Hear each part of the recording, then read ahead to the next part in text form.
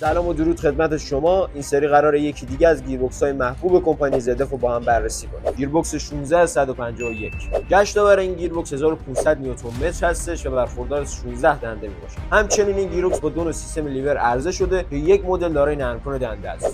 گیربکس 151 در 3 مدل تندرو، میانه‌رو و کندرو تولید شده که در هر کدوم سرعت و قدرت این گیربکس متفاوت هستش. حذف بولبرینگ سوزنی بین دنده اوور و شافت کلاژ در این گیربکس باعث کاهش روغن رسانی به دنده‌های اوور شده. به همین علت بهتره که راننده هر چند وقت یک بار روغن این گیربکس رو چک کنه که در صورت کم بودن روغن ممکنه که دنده‌های اوور قفل بشن و به گیربکس مخصوصا پوسته فراویل آسیب برسه. 16151 فابریک بر روی اویکو 440 مان کشنده، زیر مایلر و کاماز نصب شده و مناسب برای کامیون‌های نسل جدید هستش. امیدوارم این کلیپ براتون مفید بوده باشه و اینکه اگر تجربه با گیربکس 16151 دارید خوشحال میشم اگر که داخل کامنت ها با ما به اشتراک بذارید.